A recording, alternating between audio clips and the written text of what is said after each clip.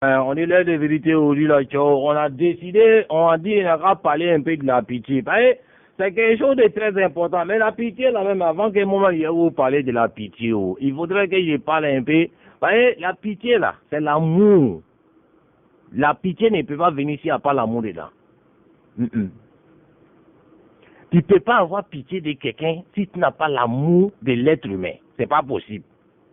Maintenant, l'amour, là même, là, quand on veut parler de l'amour, là, bref, je n'ai pas dit l'amour entre les copines et puis les copains, c'est comme ça vous sont. Après, vous allez dire non, Alasko a dit l'amour, donc moi, le copain, là, non, je n'ai pas dit l'amour entre copains et copines. Je parle de l'amour de ton frère, l'amour de ta soeur, l'amour de ton frère islamique. C'est-à-dire, même si vous n'êtes pas sorti du même ventre, là, qu'est-ce que tu penses de lui? Qu'est-ce que tu fais pour lui? Est-ce que ce que tu dis dans ta bouche, là, ça est dans ton cœur? C'est ça, il y a beaucoup d'abord pour commencer.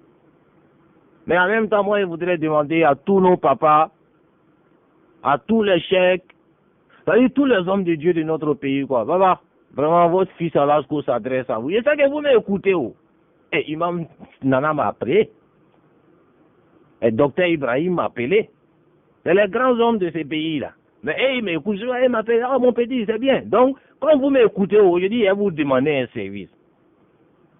Votre fils en laisse qu'on vous demande, pardonnez, quand vous faites votre oiseau, là, les prêches que vous faites là, souvent, prenez un peu le thème de les femmes veuves là. Parlez un peu de nos mamans qui ont perdu leur mari, des enfants, et puis leurs papas sont décédés là. Parlez un peu d'eux. Parce qu'aujourd'hui là, le problème de l'islam là, c'est-à-dire la souffrance qui est dans l'islam là, c'est eux qui posent cette souffrance là. Donc, pardonnez. Faites des oiseaux un peu pour parler un peu de ça. Là, comme ça, les gens ils vont comprendre que ça va passer, c'est ton frère que quand il va mourir là, c'est toi forcément tu dois prendre son héritage. Ça va être mes papas. Maintenant, je voulais dire maintenant à la population, à mes écouteurs maintenant que moi, là, je vous dis, non, on n'a plus confiance. On a enlevé valeur dans tout ce que l'islam nous a montré, comme comportement, c'est-à-dire comme la valeur de l'islam là, on a enlevé valeur dedans. Un mot, c'est tout. Pourquoi j'ai dit ça? Vous avez fait que ce que l'islam dit là, aujourd'hui là, les hommes d'aujourd'hui n'ont plus confiance. Quand on n'a pas confiance à quelque chose, ça veut dire qu'il n'y a pas de valeur dedans. Maintenant, pourquoi on n'a pas confiance? À cause de vos comportements. Parce que déjà, Allah subhanahu wa ta'ala nous dit quoi par rapport aux femmes veuves? Allah nous dit quoi par rapport aux orphelins? Muhammad sallallahu alayhi wa sallam, il a toujours dit à ses compagnons, il dit, allez-y dire aux créatures d'Allah, si tu as peur de Dieu, la première chose après Dieu, tu dois avoir peur de faire du mal. La première chose que tu dois avoir peur de faire, c'est l'orphelin. Son papa est décédé. Souvent, sa maman aussi est décédée. C'est pas seulement quand tes deux parents sont décédés, on appelle orphelin. Il y a orphelin de père. Ta maman est là, mais tu es orphelin. Maintenant, tout le prophète a conseillé ça, c'est parce qu'il sait. Si on n'a pas fait attention à ça, là, on va toujours avoir les problèmes dans notre communauté. Maintenant, le problème, là, on voit ça, hein? Non, nous, on endroit, hein? On voit ça matin, on voit ça à midi, on voit ça le soir. Mais vous avez à dévaloriser les principes de notre religion. Moi, c'est ça qui me fait mal. Voyez, Allah nous dit, et le prophète Muhammad sallallahu alayhi wa sallam nous l'a rapporté. Quand il dit quelqu'un, il est ton frère, tu dois le protéger, tu dois le conseiller, tu dois le soutenir. Donc si lui-même il n'est pas là, tu dois aimer ses enfants, tu dois soutenir sa femme et tu dois aussi apporter assistance à la famille qu'il a laissée derrière lui. Mais est-ce que c'est ce qu'on voit aujourd'hui chez nous, les musulmans? Il y a combien de frères qui sont décédés pour laisser leurs femmes aujourd'hui, là, elles sont en train de souffrir. Il y a combien de frères aujourd'hui, ils sont décédés. Les enfants qui partaient à l'école, là, les enfants là ne vont plus à l'école. Maintenant, parce que le gars, quand il est quitté au village, il est venu à Ouara pour chercher l'argent. Pendant qu'il était en train de chercher l'argent, il a croisé notre petite soeur, ils se sont mariés. Vous étiez couché au village là-bas, là. C'est la petite soeur là qui l'a soutenu. Elle a préparé pour lui. Elle a lavé ses habits. Elle l'a soutenu. Souvent même, elle a pris son argent même pour l'aider pour qu'il devienne quelqu'un. Maintenant, lui, il est devenu quelqu'un, il a un travail. Et puis, il a eu un peu d'argent. Allah subhanahu wa ta'ala l'a rappelé, c'est-à-dire il est mort. Maintenant, vous allez quitter maintenant dans vos villages là, venir s'asseoir maintenant. C'est là on vous voit maintenant pour dire, c'est mon frère, c'est mon frère. Et puis, il vous dit quelque chose. Hein. Ce qu'il vous dit là, c'est au nom d'Allah, je vous dis. Ça vous plaît pas, peut-être, ça vous plaît pas. Hein. Mais Allah, il en est un témoin. Et elle vous dit quelque chose. C'est-à-dire, l'héritage. C'est ça votre problème. Tout problème là, c'est l'héritage. Qu'est-ce que Allah subhanahu wa ta'ala nous dit par rapport à l'héritage? Allah nous dit, à partir du moment où quelqu'un il n'est plus, surtout un homme, sa famille là, vous devez d'abord, après, dès que vous êtes parti l'enterrer là, quand vous venez là, la première question que vous devez poser là, c'est qu'est-ce que sa famille va devenir? Quand on dit sa famille, on parle de sa femme et puis les enfants. À partir de cet instant-là, c'est là-haut. Si vous êtes obligé de partager l'héritage là, les hommes là, ces enfants garçons là, les pas là, même si la femme doit avoir un tiers, mais elle doit avoir quelque chose quand même. Est-ce que c'est ce que nous on voit aujourd'hui là? Regardez tous les carrefours où vous voyez les vieilles femmes, nos mamans qui sont arrêtées dans les carrefours avec voile là, avec nos mamans qui viennent devant les mosquées pour venir faire fils sabilillah. La moitié de ces mamans là, son mari est décédé. C'est pour ça qu'elle est en train de devenir mendiante. Mais est-ce que la famille de son mari n'est pas là? Est-ce que son mari n'a pas de frère qui est là? Pendant qu'il était vivant là, vous l'appelez mon frère, mon frère. Maintenant, aujourd'hui, il n'est plus là. C'est maintenant, vous devez montrer, c'était mon frère. Vous devez protéger sa famille pour montrer que c'était mon frère. Vous devez soutenir sa femme pour montrer que c'était mon frère. Vous devez avoir pitié des orphelins qu'il a laissés. Ben, on vous connaît. C'est quand nos papas décèdent là, c'est là les tontons bizarres là, ils arrivent, les moraux soyez là.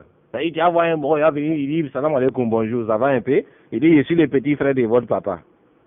Pourtant, quand papa était vivant là, on t'a jamais vu ici.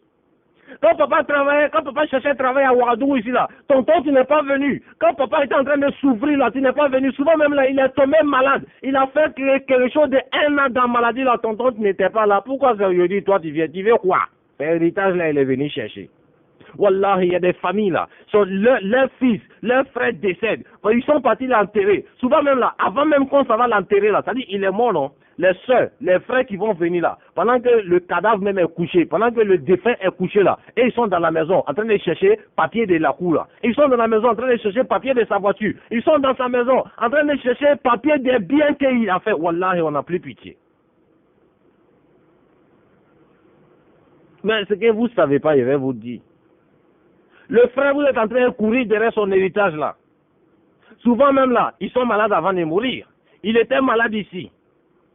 Souvent même, il ne peut même pas se lever. Il se couche, il pisse sur lui. Il se couche là, il va déféquer sur lui. C'est-à-dire, excusez-moi, hein, je suis obligé de le dire, vous choquez, mais il chie sur lui. C'est sa femme là qui lave ses habits. C'est sa femme là. Souvent même, elle a arrêté de faire son travail même pour s'occuper de lui, pour qu'il n'a qu'à guérir. Allah n'a pas accordé la guérison au frère. Maintenant, le frère est décédé.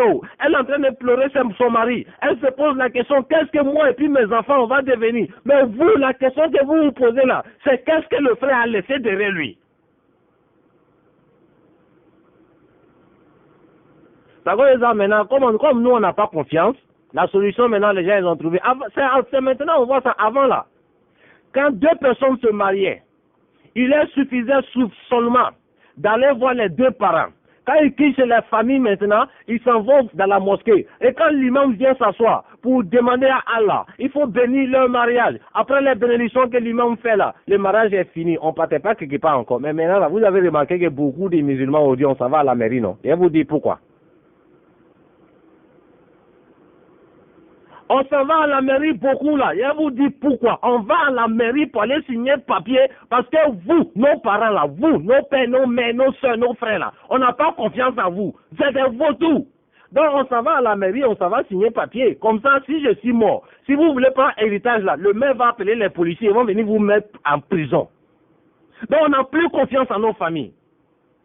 On n'a plus confiance au principe que l'islam nous a donné. Sinon, dans le Coran, il n'y a pas écrit les gens, s'il était marié, il faut partir signer papier à la mairie. Ce n'est pas dans le Saint-Coran. Mais pourquoi aujourd'hui on le fait? Parce que les personnes avec qui on vit là, on voit les dents, mais ils ne sont pas bons. On n'a pas confiance en eux. Donc aujourd'hui là, nous, la solution, on a trouvé que nous, on s'en va à la mairie. Hein. Je me marie, je m'en vais à la mairie. Je dis à monsieur le maire, hey, c'est ma femme, hein. L'enfant qu'on va faire là, c'est pour nous. Voilà, il faut donner papier là. Si je suis mort, c'est elle qui va prendre héritage. Maintenant, on fait testament, tout ça là, et puis on dépose. Si je suis mort là, venez, quittez au village, vous allez venir. Le maire va vous mettre tous en prison. Parce qu'on n'a plus confiance en nos familles. Maintenant, pourquoi on n'a pas confiance en vous? On a vu déjà chez Madame Ouedraogo ce qu'ils ont fait à la pauvre dame. On a vu Madame Korogo ce qu'ils ont fait à la pauvre dame. On a vu Madame Nikiema ce qu'ils ont fait à la pauvre dame. Donc moi aussi là, comme vous avez commencé là-bas comme ça, moi aussi je vais me préparer. Donc ça veut dire qu'on n'a plus confiance. Mais quand quelqu'un est décédé, pendant qu'il est couché, souvent même là, le défunt qui est couché là, wallah, et si vous entendez ce que les morts disent là, vous n'allez pas toucher à son quelque chose. Wallah, le jour où la mort te touche, je vais vous expliquer un peu. Quand la mort te touche là, pendant que tu es couché, c'est parce que tu ne peux pas parler, tu ne peux pas te lever. Sinon, tout ce qu'on dit là, tu entends. Tu entends tout. Mais tu ne peux pas te lever. Tu ne peux pas bouger parce qu'Allah a retiré l'âme qui t'avait confiée. Mais pendant que tu es couché, ils vont venir te laver. Avant même qu'on finisse de te laver, tes soeurs sont dans ta chambre là-bas en train de chercher les papiers de ta cour que tu as construit à Ouaga 2000 là. Tes frères sont dans ta chambre là-bas en train de chercher les papiers de ta voiture. Souvent même là, il y a d'autres même là, c'est les habits là, ils sont en train de classer déjà. Il entend, il vous voit. Wallah, tous ceux qui sont en train de mettre embargo sur l'héritage de leurs frères, pour laisser les orphelins. Wallah, un jour, vous allez mourir pour laisser ce que vous avez pris là. Et là où vous partez là, c'est chez Allah subhanahu wa ta'ala. Et le mort là, vous allez le trouver là-bas. Vous allez juger, Abenayi. Combien de nos sœurs aujourd'hui, elles partaient à l'école. Mais parce que son papa est décédé là, l'école est finie. Combien de nos frères aujourd'hui, ils partaient à l'école, souvent même ils travaillent, mais depuis son papa est décédé là, il est fini. Et les tontons sont venus. Et tonton, qui t'a dit que l'islam dit que quand quelqu'un doit mourir là, c'est son oncle ou c'est son frère qui doit prendre son bien? Tu as vu ça où? Mais voilà, chez nous les musulmans, on voit ça. Souvent même là, le plan qu'ils ont trouvé même là, tellement ils sont mauvais, ils ont créé un plan. C'est-à-dire quand quelqu'un est décédé, on vient, on dit non, on va faire enterrement. Maintenant, après enterrement, là, ils vont faire réunion en famille. Et puis on dit, comme il a laissé sa femme, les enfants sont là. Donc si on vient dire à la femme, va. C'est-à-dire si on a chassé la femme, tout Ouagadougou va nous regarder. Donc quel plan on va faire? Maintenant, il y a un qui va se lever, le plus mauvais, lui, il va dire non, mais quand c'est comme ça, la femme là, on va dire à la femme, comme tu étais marié à notre frère il est décédé, donc il y a son frère, tu vas te marier avec le frère là pour que les enfants n'ont qu'à rester dans la famille. C'est ce qu'ils vont proposer à la femme. Et généralement, quand ils vont dire à une femme, ton mari est décédé, son frère va te marier là, généralement c'est celui qui souffle qu'on choisit pour qu'elle n'a qu'à refuser. Souvent même là, on s'en va au village, on s'en va voir son grand frère ou son petit frère. Lui, il est en train de faire son champ de coton là. Ça vaut même pas 1 hectare, mais il a 3 femmes, il a 11 enfants. Il n'arrive même pas à faire manger les 3 femmes qu'il a pris là. Et ils sont en train de maigrir, on dirait vélo. Il n'arrive même pas à s'occuper de ses enfants là. Et ils se promènent dans le village, on dirait cabri. Maintenant, la femme là, elle sait ça, elle a Ouagadougou ici, elle sait ça, parce qu'elles se sont beaux. Maintenant, vous allez dire à la dame là, elle n'a qu'à aller s'asseoir sur les 3 femmes là. Ce monsieur là, comment elle peut accepter? Elle va refuser. Maintenant, si elle refuse, on dit, c'est elle qui a refusé, donc comme elle a refusé, donc va dans ta famille. Ça veut dire, comme tu as refusé, héritage là, tu n'as rien à voir dedans. C'est le plan qu'ils ont trouvé maintenant pour bouffer l'héritage des gens. Maintenant, si vous devez donner la femme là à votre frère, elle a refusé, elle est partie, c'est pas bien, mais on n'a qu'à quitter là-bas. Mais les enfants, il y a qui d'entre vous qui va dire, comme c'était mon frère là, il est décédé, les enfants là, ils n'ont qu'à déménager chez moi, je vais payer leur école, je vais m'occuper d'eux, parce que ce sont mes enfants aussi. Qui d'entre vous? Souvent on les partage, on dit non, il y a une tante qui est à Bobo, puis la petite là va partir là-bas. Il y a un tonton qui est à Saba, l'autre va partir là-bas. Maintenant à Dori, on a un petit frère là-bas, l'autre va partir là-bas. On ne cherche même pas à savoir où on envoie l'enfant là. Est-ce que la personne peut s'occuper de l'enfant? On ne cherche même pas à savoir. L'enfant, il était en train de suivre quelle voie. Et puis son papa est décédé. On s'en fout. On les envoie là-bas. Souvent même là, ton école, on s'en fout de ton école. Faut arrêter l'école là. Faut aller chez ton oncle. Parce que eux, c'est les enfants. Eux, ils ne peuvent pas vous parler. Mais wallah, Allah subhanahu wa ta'ala, il vous voit et il vous parle. Allah vous dit, faites attention aux orphelins. C'est chez nous, on voit. Maintenant, on n'a plus confiance. Moi, il n'est plus confiant à la mairie. Dès qu'on quitte la mosquée, il ne va même pas attendre, on va aller à la maison, mais avant. On quitte la mosquée, il dit à imam, salam alaikum, à la mairie. On s'en va chez les maires, je vais signer. Parce qu'on vous connaît. Combien de nos mamans sont arrêtées aujourd'hui dans les feux, en train de faire fils là, parce que son mari est décédé. Combien de nos sœurs aujourd'hui, ils ont la charge de leurs 4 enfants, ou bien 2 enfants souvent même 3 enfants. Le mari est décédé, ses parents l'ont laissé, donc elle est obligée elle-même, souvent même là, elle est obligée même d'accepter un mariage qu'elle ne veut même pas accepter à cause de ses enfants. Combien? Mais c'est nous.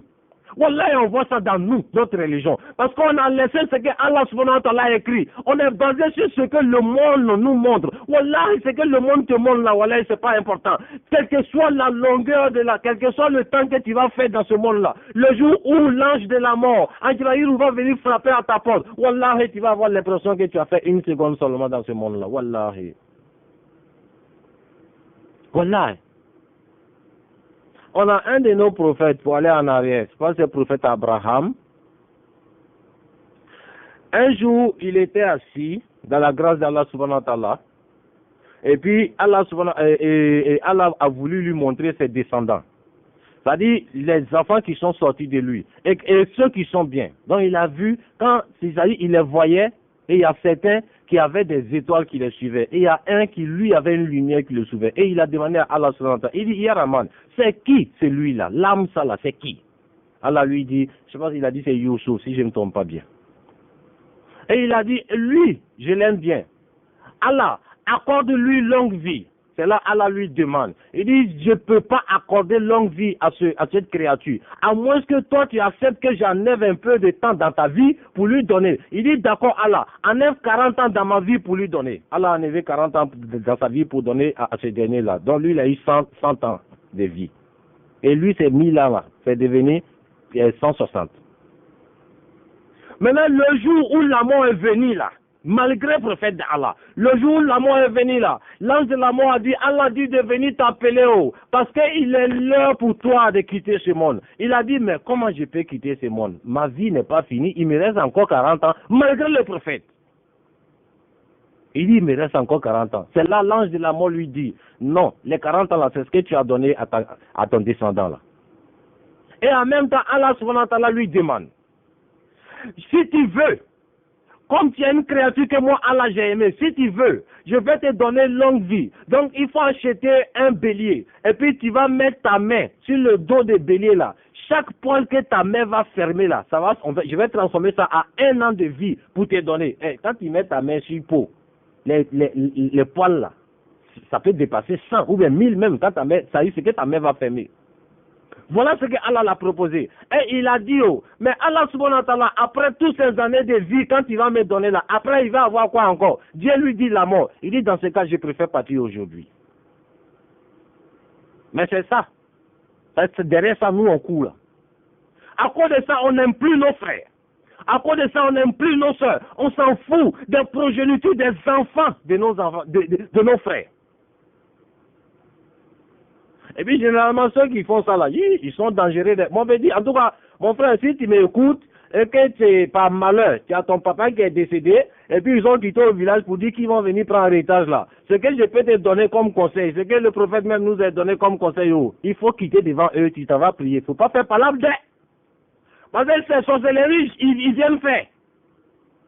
C'est-à-dire qu'ils ont envie de tuer quelqu'un, ou bien ils ont envie de rendre quelqu'un fou.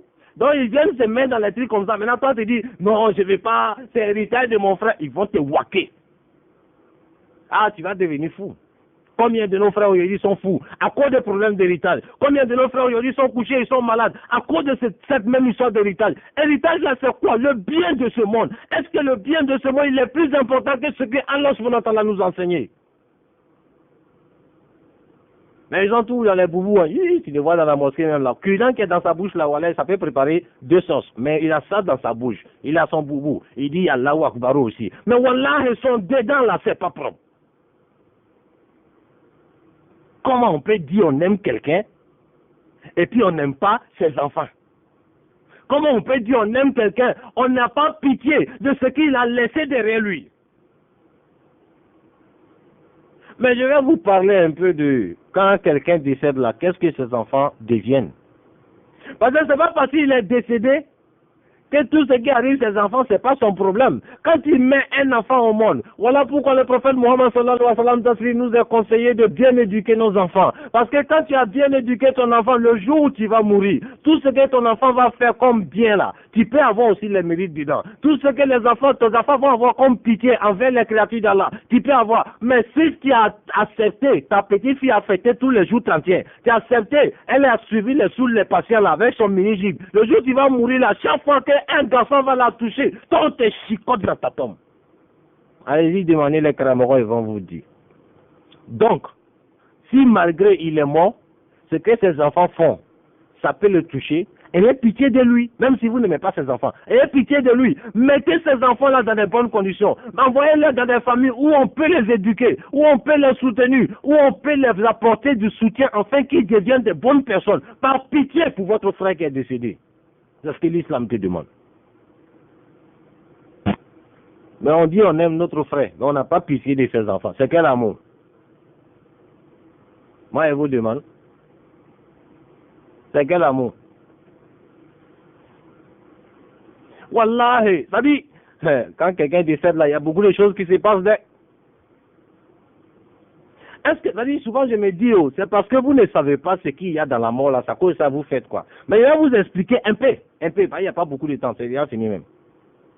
Quand quelqu'un, à partir du moment où l'ange de la mort vient croiser quelqu'un, et puis déjà même là, où on va enlever son âme là, où on va enlever la vie en lui là, wallahi, si tu pouvais entendre, si Allah avait accepté de laisser avant là, il fut un temps, quand quelqu'un meurt là, tu peux rester ici à Ouagadougou, il est en train de mourir à Bamako, et puis quand il crie là, tu entends ça ici, tellement c'est douloureux. On l'enlève à partir de son doigt de pied là, le plus gros, c'est par là qu'on tire l'âme là pour enlever. Wallahi, il ne peut rien faire. Pendant ce temps, lui, il est en train de pleurer. Qu'est-ce que ma famille va devenir? Qu'est-ce que mes enfants vont devenir? Qu'est-ce que j'ai fait de ma vie? Et l'ange de la mort enlève son âme. Et il est couché sans vie, mais il nous entend. C'est là les amis vont venir, la famille vont venir. Ils vont dire on n'a qu'à le laver. Pour ceux qui ont une fois assisté à ça là, quand on veut laver un corps là, il y a les trucs blancs que les femmes la mettent dans les mains. Si c'est une femme, ou bien si c'est un homme, il y a les trucs blancs que les la mettent comme chiffon ou bien c'est la toussu. Tout ça, c'est parce qu'ils savent quand ils lavent un corps là. C'est-à-dire que d'un manière, ça lui fait mal là. C'est comme si tu avais attrapé quelqu'un vivant, tu as enlevé toute sa peau et puis tu l'as mis dans l'acide. Malgré que l'eau là est froide, wallahi, il souffre. Il pleure, il crie, il demande à Allah subhanahu wa ta'ala, Ya Rahman, pardonne-moi, regarde mon derrière. C'est ce que le défunt nous dit. On finit de le laver. Et à partir du moment où on a fini de laver le mort là, notre méchanceté commence là-bas, notre hypocrisie commence là-bas. Il y a quelqu'un qui va sortir et dit, non, comme faut pas vous aller coucher sur le lit là. Souvent même là, c'est ta propre femme. Le drap que toi tu as payé là, le pain que toi tu as payé, la natte que tu as payé ton argent. On dit ne couchez pas le mort dessus. Sinon il va salir ça. On te couche une natte, caoutchouc. C'est sur ça que tu es couché. Notre hypocrisie commence là. Ton propre lit que tu as payé là. Wallah, tu ne vas plus là-bas. Souvent même quand on prend ton corps, on se sent en train de quitter avec ton corps dans la chambre pour venir avec ça au salon, pour aller faire l'enterrement. Tu attends les gens, ils disent, attention, vous n'avez qu'à faire attention à l'armoire là, faut pas il va casser l'armoire là. Donc dis, attention, vous n'avez qu'à faire attention à la bibliothèque là, faut pas il va casser. C'est ton argent qui a payé, on ne veut même pas que tu touches. On t'appelait Brahma, on t'appelait Sirigi, on t'appelait Umaru. Mais quand le jour de la mort va te trouver là, on t'appelle plus par ton nom, on réunit même ton nom. On t'appelle un mort, un défunt. Tout ça, ils savent. On l'envoie au cimetière. Et on va le coucher dans un trou, ciblé, tellement c'est petit. Pendant qu'on le couche dans le trou là, il est en train d'implorer Allah subhanahu wa ta'ala, Ya Rahman, qu'est-ce que j'ai fait de bon? Qu'est-ce qui m'attend? Et qu'est-ce que j'ai laissé derrière? Ma famille va devenir comment Allah? C'est ça son problème. Nous, on le couche dans la tombe là, on commence à verser le sable sur lui. Pendant qu'on verse le sable sur lui là, tous ceux qui sont là, ils vous connaissent, ils appellent tous votre nom. Vraiment, c'est toi qui es en train de verser le sable sur moi aujourd'hui. On était amis. Aujourd'hui, là, tu es venu me coucher dans le trou, là, tu es en train de m'enfermer. Ouma, toi aussi, tu es dedans. Attends, c'est où? Vous tous. Et on va le fermer. Notre hypocrisie a commencé là-bas. À partir du moment où il est décédé là, notre méchanceté a commencé à la maison. Et quand on arrive au cimetière aussi, on va montrer à là-haut que nous, on est méchants. C'est là qu'il y a un gars qui va venir avec son boubou, que lui, il est imam. Il va venir s'arrêter. Il n'a pas le temps. Lui, il doit partir faire baptême là-bas, ils vont lui donner 6 000. Donc, vous dites, il n'a qu'à venir faire enterrement. S'il a refusé, vous allez dire que l'imam là, il est mauvais. Donc, il est venu. Il s'arrête. Le défunt, il est couché. En pourtant, il sait très bien que les doigts, les bénédictions, les invocations qu'on va faire là, c'est très important pour le cadavre. C'est très important pour celui qui est mort. Mais il va s'arrêter. Il dira, Sirama Jamalou, les frères chers musulmans, chacun n'a qu'à dire Bismillah 10 fois. Quand il va dire chacun n'a qu'à dire Bismillah 10 fois. Avant que toi tu as dit Bismillah 3 fois là, lui il a déjà fini. Il coupe. Il dit bon, on n'a qu'à dire Kul Hu Allahu 7 fois. Avant que vous allez dire 2 fois là, il dit on n'a qu'à dire Kul Hu Allahu. Il n'a pas le temps. On fait n'importe comment. Et puis on s'en va à la maison pour laisser notre frère. On est pressé, on s'en va partager son héritage. On n'a pas le temps de rester ici. C'est ce qu'il a laissé là, c'est ça qui nous intéresse. On n'a même pas le temps de prier pour nos défunts. On n'a même pas le temps de prier pour nos frères. Wallah, souvent tu vas au cimetière. La dernière fois, moi, je suis allé au cimetière, non. Il y a un frère qui est venu me trouver, il était arrêté. Il dit vraiment, mon frère Alasko, arrête de pleurer. Nous tous là, c'était notre ami. Il a demandé, mais celui qui est décédé là, comment il s'appelle? Il dit, Haï. Toi, tu ne connais pas son nom et puis tu pleures comme ça. Il dit, Wallah, je ne le connais pas. C'est un ami qui m'a dit, il a son voisin qui est décédé. Je suis déplacé venir, parce que c'est le voisin de mon ami. Sinon, celui qui est décédé là, Wallah, je ne le connais pas. Je ne l'ai jamais vu.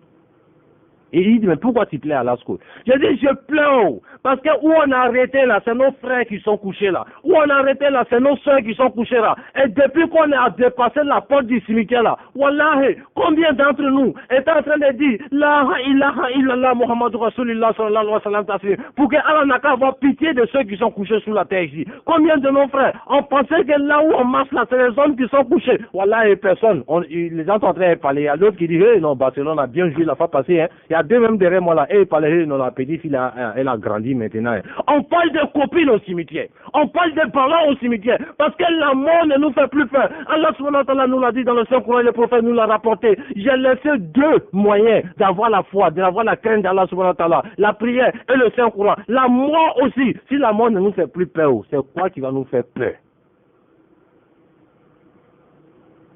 Si on n'a plus peur de la mort, on ne craint pas Allah parce qu'un jour on va mourir. Comment on peut avoir peur de toucher l'héritage de celui qui nous a quittés? Il dit, mon frère, c'est ça qui me fait pleurer. Les 2 qui sont arrêtés derrière moi là, ils sont en train de parler du samedi passé là, que le show était bien. Maintenant, le samedi qui vient, ils vont aller faire le show à Fada. Dans le cimetière, c'est ça qui me fait peur. Parce que quand je les écoute, je me demande, est-ce qu'ils savent qu'avant qu'on quitte dans ce cimetière là, eux, ils peuvent mourir? Wallah, ils ne le savent pas. Et puis, je m'imagine à leur place. Qu'est-ce que Dieu va me faire? C'est ça qui me fait pleurer. Mon ami, dans ta cour, on s'en va t'enterrer. On arrive dans ta cour là, chacun lave sa main, chacun lave son pied. C'est-à-dire, même ils n'ont même pas touché, hein, le simple qui t'ont accompagné là, ils vont laver les pieds, ils vont laver les mains. Pour te dire qu'on a enlevé nos pieds dans ton affaire, on a enlevé notre main dans ton affaire, et c'est là ta famille, wallah, c'est ce jour-là, ta femme va savoir, est-ce que tu avais des bons frères? C'est ce jour-là, tu es couché dans la tombe là, ta femme va savoir, est-ce que tu avais des bons parents? Wallah, c'est ce jour-là, tes enfants vont savoir, est-ce que nos tontons là, c'était des bons tontons? Mais tonton, pardonnez, vous n'avez qu'à prêcher, expliquez ça aux gens. Pardonnez, dans les sermons de vendredi, parlez ça aux gens. On a trop d'orphelins qui se promènent dans les rues. On a trop de femmes veuves qui sont en train de souffrir aujourd'hui, qui sont musulmans. Oh, pourtant, l'islam, c'est une religion de partage. Mohammed, avec le soutien de Abu Bakr, radiallahu anhu, le prophète a donné l'argent à Abu Bakr. Allez-y, partagez l'argent aux créatures d'Allah. Parce que la pauvreté, avec l'adoration de Dieu, là, ça ne peut pas aller. C'est quand tu souffres que Shaitan peut t'avoir facilement. Mais nous, là, on crée la pauvreté chez nous. On crée la souffrance dans notre religion. Maintenant, il a parlé de ça, vous avez dit non, Alasko là, il parle trop mal, rentrer, sortir ici. Continuez. Dieu, Allah il est au courant, Inch'Allah, sauf si Allah n'est pas le créateur de ce monde. Allah sait le jour où viendra la vérité. Et chacun d'entre nous va prendre ce que vous dit qu'Allah nous permet le jour où la mort va nous surprendre là. On n'a qu'à trouver qu'on a des bons frères derrière nous. Où la mort va nous surprendre, on n'a qu'à nous trouver sur un bon chemin. Le jour où la mort va nous surprendre, on n'a qu'à nous trouver en train de suivre un vrai imam. Pas un gars qui porte boubou pour aller boire Nescafé à 8 h et puis ça va nous dire quelques versets de courant et puis après lui il dit lui il est imam. Les morts soyez là.